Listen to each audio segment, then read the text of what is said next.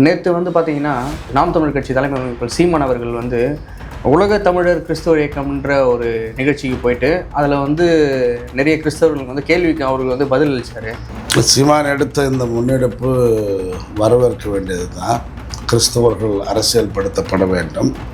மற்ற சமயங்களுக்கு இருக்கிற அரசியல் பின்னணி கிறிஸ்தவர்களுக்கு எந்த இயக்கங்களும் இல்லைன்றது தான் யதார்த்தமான உண்மை. எனவே மற்ற இயக்கங்களை சார்ந்து யார் கிறிஸ்தவர்களுக்கு குறைந்தபட்ச ஆதரவாவது தெரிவிக்கிறாங்களோ, பாதுகாப்பை கொடுக்குறாங்களோ, அவர்கள் மீது நம்பிக்கை வைத்து கிறிஸ்தவர்கள் நிலைப்பாடு எடுத்து வாக்கு செலுத்தி வராங்க. இந்த பேட்டிலே கூட சீமான் ஒரு வார்த்தை சொன்னார், அரசியல் படுத்தப்படுவதை விட ஆகச்சிறந்த அருள் பணி என்னவாக இருக்க முடியும் அப்படின்னாரு. அந்த கருத்தில் நான் உடன்படுறேன். ஏன்னா திருமறை முழுசுமே இருக்கிறது முழுக்க முழுக்க அரசியலும் அரசும் சார்ந்த வரலாற்று பின்னணி தான். கிறிஸ்தவர்கள் அரசியல் மையப்படுத்தப்பட வேண்டும் என்பது தவிர்க்க முடியாத உண்மை. அதை இறை மக்கள் ஏற்றுக்கொள்ளத்தான் வேண்டும். ஆண்டவர் இயேசு கிறிஸ்துவனுடைய போதனைகளுடைய மையமே இந்த உலகத்தின் நல்ல ஆட்சி மலர வேண்டும். அதுவும் மக்கள் சார்ந்த ஆட்சியாக இருக்கணும். எளிய மக்களுக்கான அதிகாரம், உரிமை பகிரப்பட வேண்டும். இதெல்லாம் அடிப்படையான உண்மைகள் கிறிஸ்துவனுடைய போதனைகளில். அதனால்தான் அவர் சமாரியா, கலிலேயா போன்ற எளிய மக்கள் வாழுகின்ற பகுதிகளில் போய் தன்னுடைய திருப்பணியை தொடங்கினார். அவருடைய நிலைப்பாட்டில் உறுதியாக இருக்கிற விசுவாசிகள் அல்லது பற்றுறுதியாளர்கள் அவரை போலவே இந்த உலகத்தின் அரசியல் நிலைப்பாடு எடுக்க வேண்டிய தேவை இருக்கிறது. அப்போ சீமான் வைக்கிற வாதம் சரியானதுன்றீங்க? அவருடைய வாதம் சரியானது. ஆனால் இங்கே யார் சரி என்பது தான் பெரிய சிக்கல். இங்கே நேரடியாக ஒரு கேள்வி கேட்குறாரு, இந்த திராவிட திமுக அதிமுக கிறிஸ்தவர்களுக்கு என்ன பண்ணிட்டாங்க ஒன்று சொல்லுங்கன்ற, அரசியல் விட்ட போறான்றது. கிறிஸ்தவத்துக்கான முழுமையான ஒரு ஆதரவு இருக்குதா அப்படின்னா, நீங்கள் சிறுபான்மை அப்படின்னு ஏன் சொல்லிக்கிறீங்க? நீங்கள் தமிழர்கள் தானே அப்படின்றாரு. இனத்தால் சிறுபான்மை இல்லை, மதத்தால் சிறுபான்மை அப்படின்றது தான் இங்கே இருக்கிற வாதம். இங்கே மக்கள் அரசியல் மயப்படுத்தாதப்படுறதுக்கு காரணம் என்னன்னா, மறைமுகமான அடக்குமுறை. இந்திய அளவில் இந்த கிறிஸ்தவர்கள் மீது, அதுவும் குறிப்பாக தாழ்த்தப்பட்ட இனங்களிலிருந்து கிறிஸ்தவத்துக்கு மாறினவர்கள் மீது இருக்கிறது என்பது தான் மறுக்க முடியாத உண்மை. எஸ்சி எஸ்டி தரப்பில் இருக்கிற மக்கள் கிறிஸ்தவத்துக்கு மாறினாங்கன்னா அவங்களுக்கான எஸ்சி எஸ்டி வாய்ப்புகள் மறுக்கப்பட்டு அவங்க தனித்தொகுதியில் கூட என்ன பண்ண முடியாது, நிற்க முடியாது. இந்த அடக்குமுறை இது அரசு பயங்கரவாதம் தான். எஸ்சி எஸ்டியாக இருக்கிறவன் மட்டும் கிறிஸ்தவத்துக்கு மாறினா அவன் பிசி ஆகிறான். நீ ஒரு பிசி, நீ பிசியாக இருந்து கிறிஸ்தவத்துக்கு மாறினா உனக்கு ஸ்டேட்டஸ் மாறலையே. ஸோ வன்னிய கிறிஸ்தவரோ யாராக இருந்தாலும் அவர்களுடைய ஸ்டேட்டஸ் மாறுறது கிடையாது. எஸ்சி எஸ்டிக்கு மட்டும் ஸ்டேட்டஸ் மாறும்னா அப்போ இது ஒரு அடக்குமுறை தானே. இதற்கான முன்னெடுப்பை சீமான் போன்ற தலைவர்களோ அல்லது இப்போ விடுதலை சிறுத்தை கட்சியினுடைய திருமாவளவன் போல தலைவர்களோ முன்னெடுத்து பேசக்கூடிய தேவை இருக்குது. இப்போ இந்த தேர்தலில் கிறிஸ்தவர்கள் யாருக்கு சார் வாக்களிக்கணும்னு நினைக்கிறீங்க? கிறிஸ்தவர்கள் ஒருமிக்க வாக்கு செலுத்தக்கூடிய காலம் வரணும். இந்த ஆட்சி நாம் படிக்கிற அல்லது நாம் விசுவாசிக்கிற கடவுளின் ஆட்சிக்கு நிகராக இருக்குமா? இது எல்லாருக்குமான சமத்துவமான ஆட்சியாக இருக்குமா? சமூக நீதியை நிலைநிறுத்துகிற ஆட்சியாக இருக்குமா அப்படின்றத சிந்திச்சு வாக்களிக்க வேண்டிய தேவை இருக்குது. நிம்மதி ப்ராப்பர்ட்டி மேனேஜ்மெண்ட், உங்கள் பழைய வீட்டை புதிய வீடாக மாற்றலாம் வாங்க. வாய்ஸ் ஆஃப் தமிழ்நாடு பார்வையாளர்களுக்கு வணக்கம். இன்றைய சிறப்பு நேர்காணலில் நம்மோடு இணைந்திருப்பவர் ஆயர் இறைப்பறை சாம்சங் ராஜா அவர்கள். ஐயா வணக்கம். வணக்கம் தம்பி. நேற்று பார்த்தீங்கன்னா நாம் தமிழ் கட்சி தலைமை அமைப்பாளர் சீமான் அவர்கள் உலக தமிழர் கிறிஸ்தவ இயக்கம்ன்ற ஒரு நிகழ்ச்சிக்கு போயிட்டு அதில் நிறைய கிறிஸ்தவர்களுக்கு கேள்விக்கு அவர்கள் பதில் அளித்தார். அவர் என்ன சொல்கிறாருன்னா, இல்லை நான் பைபிள் படிக்கலை. அவர் என்னென்னா, கிறிஸ்துவ இப்போ நீங்கள் கிறிஸ்தவர்கள் இங்கே தமிழ்நாட்டில் இருக்கிறீங்க, உங்களுக்கான அரசியல் இந்த அதிகாரம் உங்களுக்கான அரசியல்னு ஒன்று இல்லை, அதுக்காக தான் நான் பேசுகிறேன்னு சொல்லிட்டு பேசுகிறது. இது எப்படிங்க நீங்கள் பார்க்குறீங்க? சீமான் எடுத்த இந்த முன்னெடுப்பு வரவேற்க வேண்டியது தான். கிறிஸ்தவர்கள் அரசியல்படுத்தப்பட வேண்டும். மற்ற சமயங்களுக்கு இருக்கிற அரசியல் பின்னணி கிறிஸ்தவர்களுக்கு தனிப்பட்ட முறையில் கிறிஸ்தவம் அப்படின்ற போர்வையில் அல்லது அந்த பேரில் எந்த இயக்கங்களும் இல்லைன்றது தான் யதார்த்தமான உண்மை. எனவே மற்ற இயக்கங்களை சார்ந்து யார் கிறிஸ்தவர்களுக்கு குறைந்தபட்ச ஆதரவாவது தெரிவிக்கிறாங்களோ, பாதுகாப்பை கொடுக்குறாங்களோ, அவர்கள் மீது நம்பிக்கை வைத்து கிறிஸ்தவர்கள் நிலைப்பாடு எடுத்து வாக்கு செலுத்தி வராங்க.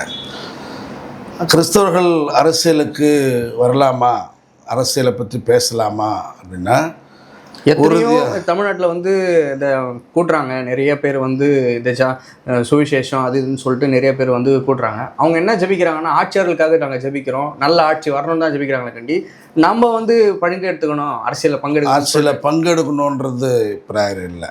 ரைட். ஆனால் இந்த பேட்டிலே கூட அந்த மாநாட்டிலே கூட சீமான் ஒரு வார்த்தை சொன்னார், அரசியல் படுத்தப்படுவதை விட ஆகச்சிறந்த அருள் பணி என்னவாக இருக்க முடியும் அப்படின்னாரு. அந்த கருத்தில் நான் உடன்படுறேன். ஏன்னா திருமறை முழுசுமே இருக்கிறது முழுக்க முழுக்க அரசியலும் அரசும் சார்ந்த வரலாற்று பின்னணி தான். கடவுளின் ஆட்சி, கடவுள் ஆட்சி பற்றிய அரசியல், இதைத்தான் முழுக்க திருமறை போதிக்குது. அதில் கடவுளுடைய ஆட்சியை எப்படி இருக்கும் அப்படின்னு மெய்ப்பித்து காட்டியவர் தான் ஆண்டவர் இயேசு கிறிஸ்து.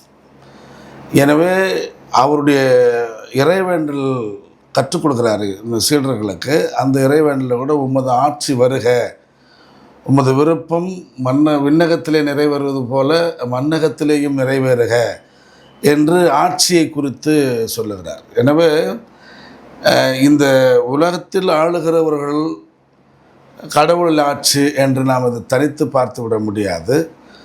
கடவுளுடைய ஆட்சி இங்கே வர வேண்டும் என்பது தான் இயேசுனுடைய யதார்த்தமான இறைவேண்டல். உமது அரசு வருக என்கிறார். உமது அரசுக்கு நாங்கள் வரோம் அப்படின்னு சொல்லலை. எங்கேயோ அவருடைய ஆட்சி அரசு இருக்குது, நாம மேலே போனோம் அப்படின்ற போதிக்கிற போதனைகள் தவிர்த்து, உமது அரசு இங்கே மண்ணுலகில் வருக, விண்ணுலகில் நிறைவேறுவது போல மண்ணுலகில் நிறைவேறுக என்று சொல்லும் பொழுது, அந்த நிலைப்பாட்டளவில் அல்லது திருமணடைய ஒட்டுமொத்த சாரத்தின் அடிப்படையில் கிறிஸ்தவர்கள் அரசியல் மையப்படுத்தப்பட வேண்டும் என்பது தவிர்க்க முடியாத உண்மை. அதை இறை மக்கள் ஏற்றுக்கொள்ளத்தான் வேண்டும். நிறைய போதகர்களும் சரி, இந்த ஜப கூட்டுறவங்களாம் சரி, அவங்க வந்து இதை தான் அவங்க வந்து இந்த அரசியல் இதை பற்றி எடுக்க மாட்டுறாங்க. இப்போ ஆண்டவர் வந்து வெறும் ஜபம் பண்ணுறதுக்கும் இல்லை இதை மட்டும் தான் அவங்களுக்கு சொன்னாரா, பைபிளில் இருக்கா, இல்லை அவரே வந்து இந்த கோயிலில் வந்து வியாபாரம் பண்ணுறீங்க, என்னுடைய ஆலயத்தை வந்து கல்லறை குப்பி ஆக்கலின்னு சொல்லிட்டு சாட்டை எடுத்து அடிக்கிறாரு. ஆனால் மக்கள்கிட்ட வந்து அவங்க வந்து அரசியலையோ இல்லை இதை வந்து நம்மளுக்கு அரசியலும் வேணும்னு சொல்லிட்டு அவங்க எதையுமே வந்து குரல் கொடுத்த மாதிரி இல்லை. எந்த போதகரையும் எந்த பாதிரியாருங்களும் அவ்வளோ அது பேசுறது இல்லை. ஆமாம், அது வந்து தவறான புரிதல், அவ்வளோதான். அவர்கள் வந்து அரசியல் ஒரு சாக்கடை, அதை பற்றி நம்ம பேச வேணான்றாங்க. கிறிஸ்தவத்தை பற்றிய தவறான புரிதல், இயேசு கிறிஸ்துவனுடைய இயக்க சிந்தனைகளை குறித்த தவறான புரிதல் தான் அதை வந்து ஒரு பக்தி மயமான இயக்கமாக, உலகத்துக்கும் இதுக்கும் தொடர்பு இல்லாத தனிமைப்படுத்தப்பட்ட இயக்கமாக அது சபையாக பார்க்குற சூழல். மேலை நாடுகளில் கிறிஸ்தவ தேர்தல் சார் ஆட்சி ஆள்றாங்க. அதுதான். அதாவது கிறிஸ்தவத்தை பொறுத்த வரைக்கும் ஆண்டவர் இயேசு கிறிஸ்துவனுடைய போதனைகளுடைய மையமே இந்த உலகத்தில் நல்ல ஆட்சி மலர வேண்டும், அதுவும் மக்கள் சார்ந்த ஆட்சியாக இருக்கணும், எளிய மக்களுக்கான அதிகாரம் உரிமை பகிரப்பட வேண்டும். இதெல்லாம் வந்து அடிப்படையான உண்மைகள் கிறிஸ்துவனுடைய போதனைகளில். அதனால்தான் அவர் சமாரியா, கலிலேயா போன்ற எளிய மக்கள் வாழுகின்ற பகுதிகளில் போய் தன்னுடைய திருப்பணியை தொடங்கினார். அந்த மக்களையெல்லாம் ஒருங்கிணைச்சார். அந்த மக்களையெல்லாம் ஆளும் வர்க்கத்துக்கு எதிரான சிந்தனைகளை தூண்டினார். இது சரி, இது தவறு அப்படின்றத சொன்னார். எனவே அவருடைய நிலைப்பாட்டில் உறுதியாக இருக்கிற விசுவாசிகள் அல்லது பற்றுறுதியாளர்கள் அவரை போலவே இந்த உலகத்தின் அரசியல் நிலைப்பாடு எடுக்க வேண்டிய தேவை இருக்கிறது. அதை வந்து மறுக்க முடியாது. ஏன்னா ஆண்டவர் இயேசு கிறிஸ்து ஆதிக்க வர்க்கத்தாரை பார்த்து, பரிசேயரே உங்களுக்கு ஐயோ கேடு, சதுசேயரே உங்களுக்கு ஐயோ கேடு என்று அவர்களை சாடுகிறார். அது அவர்களால் பாதிக்கப்பட்ட எளிய மக்களை பார்த்து, வருத்தப்பட்டு பெரும் சுமை சுமந்திருக்கிறவர்களே, நீங்கள் எல்லோரும் என்னிடத்தில் வாருங்கள், நான் உங்களுக்கு இளைப்பாறுதல் அருள்வேன் அப்படின்னு இளைப்பாறுதல் அருளுகிற எளிய மக்களுக்கான ஆற்றுப்படுத்தும் தகவல் சொல்கிறார்.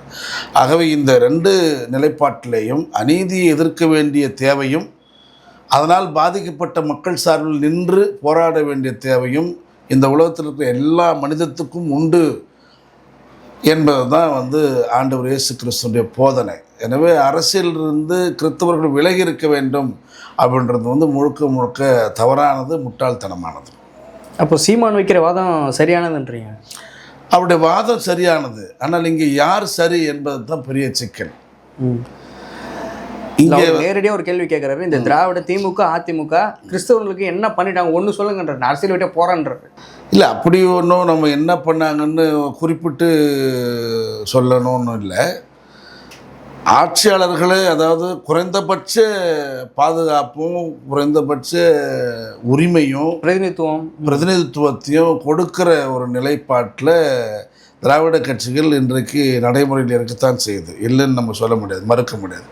ஆனால் அதே நேரத்தில் கிறிஸ்தவத்துக்கான முழுமையான ஒரு ஆதரவு இருக்குதா அப்படின்னா இங்கே எல்லா சமயத்தையும் அவர்கள் பார்க்க வேண்டிய சூழல் இருக்குது. எனவே பெரும்பான்மையான பாதிப்புகள் நிகழாதவாறு அந்த பாதிப்புகளுக்கு ஏற்ற சட்டங்களும் அதற்கேற்ற பாதுகாப்பும் கொடுத்து வருவதில் எந்த மாற்றம் இல்லை. நேரம் கிறிஸ்தவம் அழிந்துட்டு இருக்குமே, யார் ஆட்சிக்கு வந்தாலும் அங்கே கிறிஸ்துவை பற்றி பறைசாற்றும் உரிமையும் கிறிஸ்தவம் வளர்ப்பதற்கான உரிமையும் இருப்பதன் அடிப்படையில் தான் எந்த ஆட்சியாளராக இருந்தாலும் அந்த குறைந்தபட்ச உரிமைகள் மறுக்கப்படாமல் நிலையில் இருக்கின்றன என்பது யதார்த்தமான உண்மை. இப்போ நீங்கள் பெரும்பான்மை இந்து இருக்கிறாங்க, மற்ற மதத்தினரும் இருக்கிறாங்கன்னு சொல்கிறீங்க. அவர் இந்த சிறுபான்மைன்ற வாதத்தையே அவர் வந்து வெறுக்கிற, அவர் என்ன சொல்கிறாருன்னா, நீங்கள் அவங்கள வந்து சுருக்கிக்கிறீங்க, ஏன்னா வந்து நீங்கள் வந்து வெளிநாட்டவர் கிடையாது, தமிழர்கள் தான் கிறிஸ்துவ மதத்தை ஏற்றுக்கொண்டாருங்க, நீங்கள் வந்து சிறுபான்மை அப்படின்னு ஏன் சொல்லிக்கிறீங்க, நீங்கள் தமிழர்கள் தானே அப்படின்றாரு.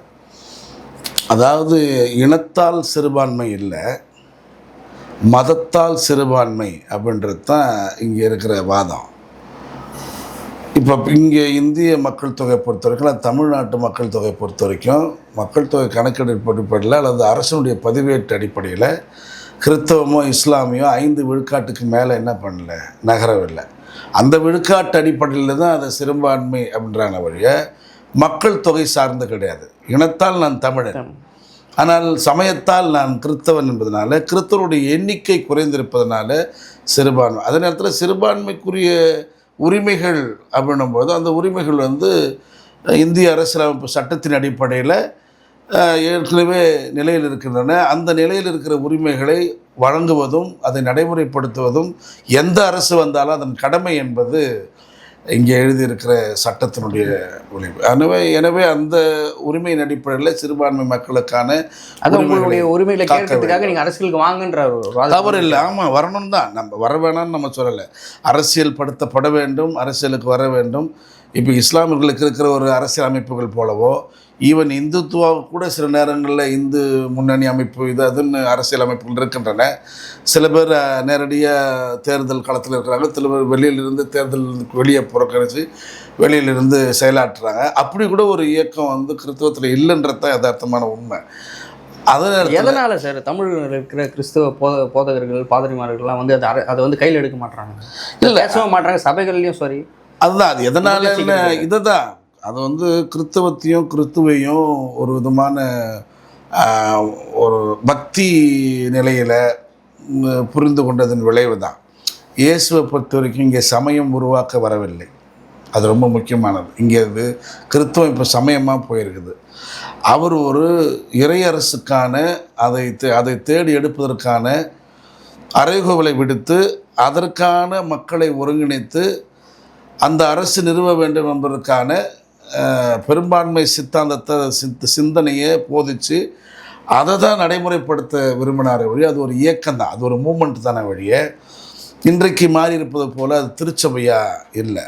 திருச்சபையாகவே இன்றைக்கி இருந்தாலும் அரசியல் நிலைப்பாட்டை கண்டிப்பாக திருச்சபை உறவுகள் கிறிஸ்தவர்கள் எடுத்தாக வேண்டும், அதில் தலையிட வேண்டும், பங்கெடுக்க வேண்டும் என்பதும் மறுக்க முடியாத உண்மை. ஆனால் அவர் என்ன கேள்வி கேட்குறாங்கன்னா, பைபிளில் வந்து இப்படி இருக்குது, பைபிளில் இது இருக்குன்னு தான் நிறைய பேர் வந்து வாதம் வைக்கிறாங்க. பைபிளில் என்ன இருக்குன்னு சீமானை பொறுத்த வரைக்கும் பைபிளில் என்ன இருக்குதுன்றதை அவர் தெளிவாக படிச்சுட்டு வந்திருக்க மாட்டார்.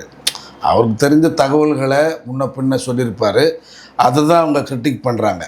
இந்த மாதிரி பேசுகிறாங்க, பவுலுக்கும் இயேசுக்கும் 100 ஆண்டு கால இடைவெளின்றது போல் பேசுகிறது, முன்னொரு காலத்தில் வந்து இந்த திருவிருந்தை பற்றி தவறான கருத்து சொன்னது அதெல்லாம் அவரே சொல்கிறார். அதெல்லாம் வந்து நான் தெரியாமல் இப்போ நான் வளர்ந்துருக்கிறேன், சின்ன குழந்தை இல்லை, நான் இப்போ வளர்ந்துருக்கிறேன், இப்போ பகுத்தறிவில் பெற்றிருக்கிறேன், இப்போ நான் பேசுறதில்லை அப்படின்றப்பல அதே நேரத்தில் இதுவும் வந்து தகவல்கள் கேட்டு தான் சொல்கிறார். மற்றபடி திருமறையை ஆய்ந்து படித்து சொல்கிறதெல்லாம் கிடையாது. திருமறையை பொறுத்த வரைக்கும் இங்கே மக்கள் வந்து அரசியல் மயப்படுத்தாதப்படுறதுக்கு காரணம் என்னன்னா, இங்கே ஒரு அடக்குமுறை, மறைமுகமான அடக்குமுறை இந்திய அளவில் இந்த கிறிஸ்தவர்கள் மீது, அதுவும் குறிப்பாக தாழ்த்தப்பட்ட இனங்களிலிருந்து கிறிஸ்தவத்துக்கு மாறினவர்கள் மீது இருக்கிறது என்பது தான் மறுக்க முடியாத உண்மை. ஏன்னா 1950ஆம் ஆண்டில் ராஜாஜி அவர்களுடைய தலைமையில் ஒரு மிக மோசமான இந்திய அரசியலமைப்புக்கு எதிரான ஒரு சட்டத்தை கொண்டு வராங்க. அரசியலமைப்பு பொறுத்த வரைக்கும் அம்பேத்கருடைய எழுத்துக்களில் எந்த ஒரு தனி மனிதனும் ஒரு சமயத்தை ஏற்கவோ அந்த சமயத்தை பரப்பவோ அது குறித்து பறைசாற்றவோ அவர்களுக்கு உரிமை உண்டு. அதன் அடிப்படையில் வந்து எந்த உரிமையும் அவர்களுக்கு மறுக்கப்படாது. கட்டாயப்படுத்தக்கூடாது, யாரையும் கட்டாயப்படுத்த முடியாது. இப்போ சொல்கிற இந்த கட்டாய மத மாற்றம் அப்படின்றதெல்லாம் வந்து வெறுமனே பொய் குற்றச்சாட்டுகள்.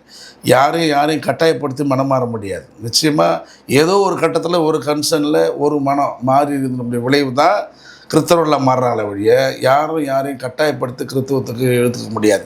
இப்போ நீங்கள் கூட தான் கட்டாயப்படுத்துனீங்க, கர்வாப்சின்ற பேரில் தாய் மதம் திரும்புங்க. நீங்கள் எத்தனை பேர் திரும்பிட்டாங்க? உள்ளபடி கட்டாய மதம் மாற்றுன்றது அதுதான். தாய் மதம் திரும்பு அப்படின்னு கூப்பிட்றது தான் கட்டாய மதம் மாற்றம். அவன் விருப்பம் போது அவன் விரும்பி தான் போகிறான். நீ கட்டாயப்படுத்தி கூப்பிட்டும் மாறல. சில பேர் 1-2 மாறி இருப்போம். அந்த அரசியல் அடையாளத்துக்காக நீங்கள் வெளிப்படுத்திருப்பீங்களே விட யாரையும் மாற்ற முடியாது, அவங்களுடைய உரிமை.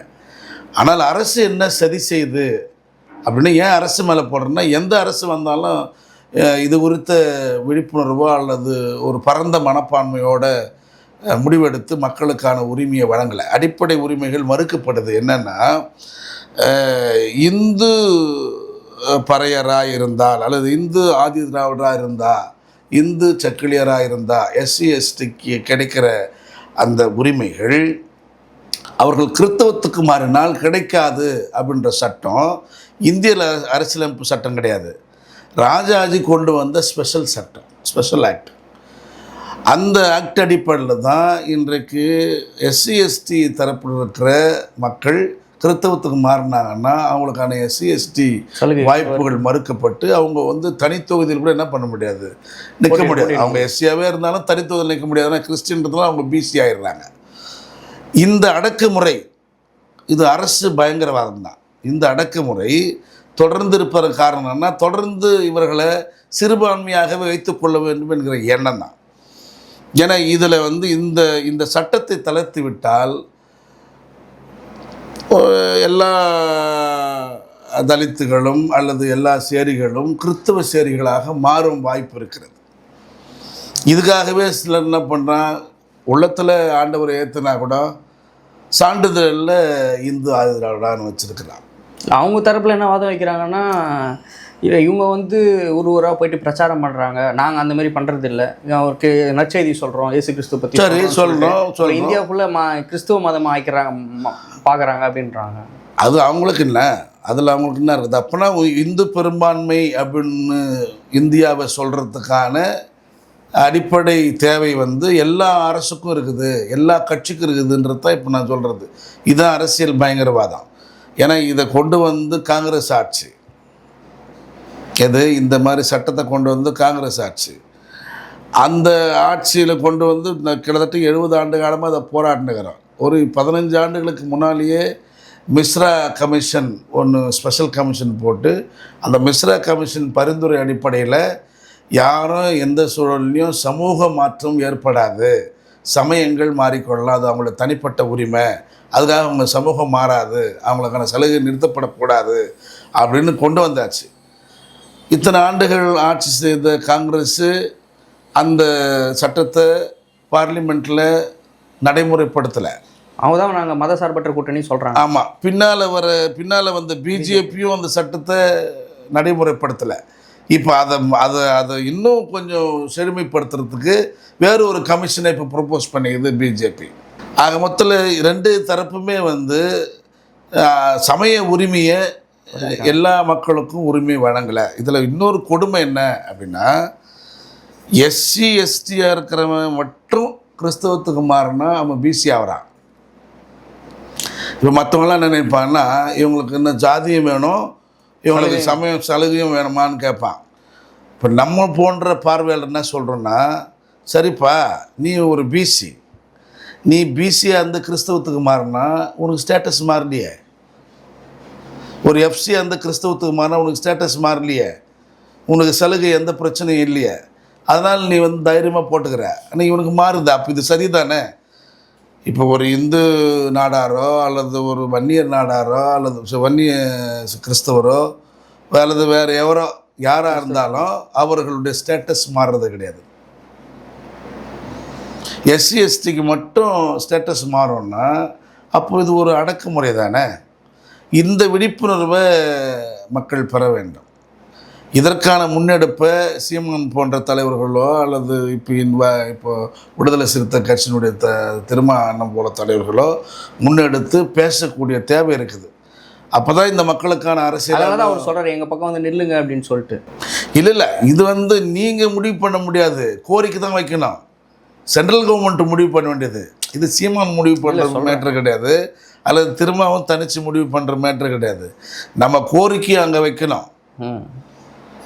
இன்னும் அழுத்தம் கொடுக்கணும். இது வந்து இந்திய அளவில் பரந்துபட்ட தேவை. இது வெறும் தமிழகத்தினுடைய பிரச்சனை மட்டும் கிடையாது. இப்போ யார் பக்கம் நின்று போராடி பெற வேண்டிய தேவை இருக்குது. அதுதான் நம்ம முக்கியம் நமக்கு. சார், இப்போது எலெக்ஷன் வரப்போகுது 2026, இன்னும் ஒரு 6-7 மாத காலம் தான் இருக்குது. இப்போ இந்த தேர்தலில் வந்து கிறிஸ்தவர்கள் யாருக்கு சார் வாக்களிக்கணும்னு நினைக்கிறீங்க? நீங்கள் 4.5 வருடம் இங்கே திமுக ஆட்சி பார்த்தீங்க, ஏற்கனவே வந்து அதிமுக பார்த்தீங்க, இப்போ புதுசாக நாம் தமிழர் கட்சி அவர் இருக்கார், புதுசாக இப்போ விஜய் வந்திருக்காரு. கிறிஸ்தவர்கள் ஒருமிக்க வாக்கு செலுத்தக்கூடிய காலம் வரணும். இது என்னுடைய பெரிய எதிர்பார்ப்பு. ஒருமிக்க எல்லா கிறிஸ்தவர்களும் இப்போனா பெரும்பான்மை கிறிஸ்தவர்கள் அல்லது அப்படின்னு தான் இருந்த வழிய எல்லா கிறிஸ்தவர்களும் ஒரே இடத்துல வாக்களிக்கணுன்ற நிலைப்பாடு இப்போ கிடையாது. ஆளாளுக்கும் அவங்களுடைய புரிதலுக்கு ஏற்றவாறு வாக்களிப்பாங்க. ஆனால் வாக்களிக்க போகிற கிறிஸ்தவர்கள் எதை நினைக்கணும் அப்படின்னா, இந்த ஆட்சி நாம் படிக்கிற அல்லது நாம் விசுவாசிக்கிற கடவுளின் ஆட்சிக்கு நிகராக இருக்குமா, இது எல்லாருக்குமான சமத்துவமான ஆட்சியாக இருக்குமா, சமூக நீதியை நிலைநிறுத்துகிற ஆட்சியாக இருக்குமா அப்படின்றத சிந்தித்து வாக்களிக்க வேண்டிய தேவை இருக்குது. யாராக இருந்தாலும் இப்போது இஸ்லாமியரோ அல்லது இந்துவோ அல்லது கிறிஸ்தவரோ யார் அங்கே கேண்டிடேட் என்பதை விட அவர்களுடைய பின்னணி என்ன, அவருடைய கருத்தியல் என்ன, அவருடைய கொள்கை சார்ந்த முடிவுகள் என்ன, அந்த கட்சி அதை பார்த்து தான் மக்கள் வாக்களிக்கணுமே ஒழிய சமயத்தை பார்த்து வாக்களிக்கக்கூடாது. ஏன்னா சில பேர் சொல்லுவாங்க பிஜேபி மட்டும்தான் சமயவாத கட்சியா, அப்போ முஸ்லீம் லீக் சமயவாத கட்சி இல்லையா, கிறிஸ்தவத்தின் பேரில் ஒரு கட்சி வந்து அது சமயவாத கட்சி ஆகாதா அப்படின்னு சொல்லுவாங்க. சமயத்தின் பேரில் அந்த சமயத்துக்காக போராடுறதெல்லாம் வாதமாயிடாது. சமயப்பற்று அல்லது சமய விடுதலை என்ற முன்னெடுத்து வைக்கிற கட்சிகளும் சமயவாதத்தை திணிக்கிற கட்சிக்கும் நிறைய வித்தியாசம் உண்டு. சரிதானே? இப்போ பிஜேபி, ஆர்எஸ்எஸ், பஜ்ரங் தள் போன்ற அமைப்புகளை ஏன் நம்ம ஒரு இந்துத்துவ சக்தி அப்படின்னு சொல்கிறோம்னா, அது இந்துமயமாக்க வேண்டும், இந்து ராஷ்டிரமாக்க வேண்டும், இங்கே வந்து கிறிஸ்தவர்களோ இஸ்லாமியர்களோ யாரும் இல்லாமல் செய்ய வேண்டும் அப்படின்ற அஜெண்டாவை மறைமுகமாக எடுத்து செய்கிறதுனால தான் அது சமயவாத கட்சின்னு சொல்கிறோம். முஸ்லீம் லீக் அப்படி எல்லோரும் முஸ்லீம் ஆக்கணுமா சுற்றினுக்கிறான். இல்லை கிறிஸ்தவத்தில் ஒரு கட்சி ஏற்பட்ட எல்லோரும் கிறிஸ்தவங்களை ஆக்க போகிறோன்னா சொல்ல போகிறாங்க. அவங்களுக்கான உரிமையை அவங்க கேட்டு வாங்குகிறாங்க. சமயத்தின் பேரில் ஒரு கட்சி செயல்படுவது தவறில்லை. சமயவாதத்தின் அடிப்படையில் எல்லார் மீதும் அந்த சமயத்தை திணிப்பது தான் தவறு. அதை செய்கிற எந்த கட்சியாக இருந்தாலும், அந்த பிஜேபி ஆகட்டும் யாராகட்டும் எந்த கட்சியாக இருந்தாலும் அது சமயவாத கட்சி தான். அது வந்து இந்திய அரசியலமைப்பு பிரியாம்பலுக்கு எதிரான நிலைப்பாடு தான். செக்யூலர் கண்ட்ரி அப்படின்றது தான் நம்முடைய முக்கியமான தரவே. அதுக்கு எதிராக இருக்கிற யாராக இருந்தாலும் அவர்களுக்கு வாக்களிக்காமல் வேறு யாருக்கு வாக்களித்தாலும் நமக்கு எந்த விதமான மறுப்பும் இல்லை. சரி சார், நிகழ்ச்சியில் பங்கேற்று பல்வேறு கருத்தமைகளை பகிர்ந்து நன்றி நன்றி தம்பி, நன்றி.